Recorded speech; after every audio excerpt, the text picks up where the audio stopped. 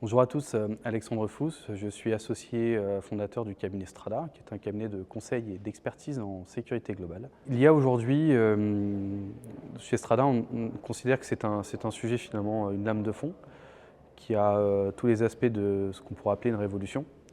avec une difficulté, c'est que ça interroge finalement toutes les composantes, toutes les sphères de notre intimité, jusqu'à les aspects plus globaux que sont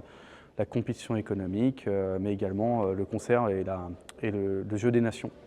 Donc par rapport à ces sujets-là, il y a une tendance quand même effectivement assez importante, notamment dans les métiers de la cybersécurité, de plutôt le prendre sous un aspect assez technique. La conviction qu'on s'est forgée, qui a été structurée il y a un peu plus d'1 an maintenant et construite avec un certain nombre de nos clients, un certain nombre de sessions de travail notamment, c'est plutôt de reprendre un pas de recul et de questionner finalement à quel point l'IA peut être soit un moteur, soit une menace finalement pour nos sociétés. Ce qui ressort, c'est que, alors ça ne vient pas de nous, mais il y a quand même plusieurs écoles, plusieurs courants qui sont des courants de pensée, des doctrines de réflexion sur l'IA qui a trait plutôt à des sujets philosophiques, de la place finalement de la technologie, la place de l'homme dans sa propre société, et jusqu'à effectivement des réalités, des usages techniques. Donc quand on regarde finalement tout ça, notre conviction c'est qu'aujourd'hui, il y a des menaces préexistantes qui vont être renforcées. L'IA questionne est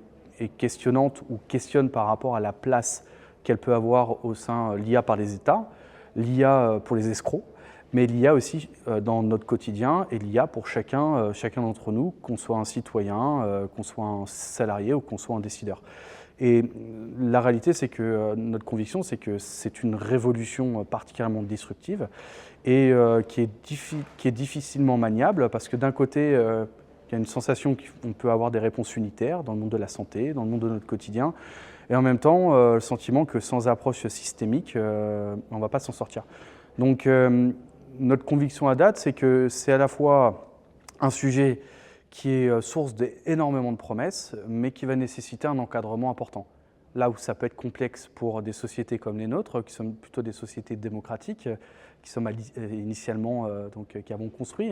les mathématiques, le droit moderne et finalement qui sont des terreaux et de la liberté, qui sont des terrains de démocratie, tous ces éléments-là, notamment technologiques,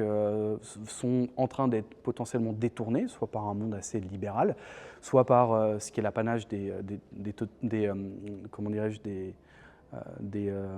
États totalitaires. Et une des difficultés, c'est qu'on a un risque très fort, d'un point de vue sociétal, de se retrouver dans une situation asymétrique parce que nous aurons fait le choix de nous passer de l'IA dans un certain nombre de nos domaines d'activité. Donc on est face à quelque chose qui peut d'un côté être un précipice humain, individuel, personnel, de groupe, d'entreprise et sociétal, et jusqu'à l'échelle de pays et de continents. Et de l'autre côté, une promesse quand même assez phénoménale. Ce qui est sûr, c'est que ce qu'on questionne, et on n'a pas forcément de réponse aujourd'hui, c'est comment allons-nous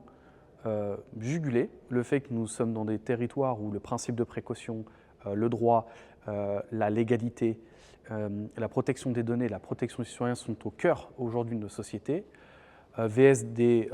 la compétition économique, la compétition entre États, où un certain nombre de nos concurrents, adversaires, vont eux finalement ne chercheront pas à s'embêter avec toute l'intégralité de ces présupposés et de ces fondamentaux de société, et iront plutôt, eux, en accélération complète. Donc on se dit qu'il va falloir qu'on gère à la fois de l'accélération d'un côté, d'appliquer également peut-être du freinage dans certains secteurs d'activité, mais en tout cas, on ne pourra pas ne pas se saisir de ce sujet-là. Et ce qui ressort de ces différents échanges, c'est que les clés sont l'éducation, le droit, les mathématiques à travers la maîtrise des codes sources, mais également du chiffrement, et également la philosophie. Et donc, c'est là où c'est la complexité, puisque ça fait appel à énormément de choses qui nécessitent à la fin un apprentissage que l'IA ne peut pas singer, son propre apprentissage de la technologie, son propre apprentissage de la philosophie,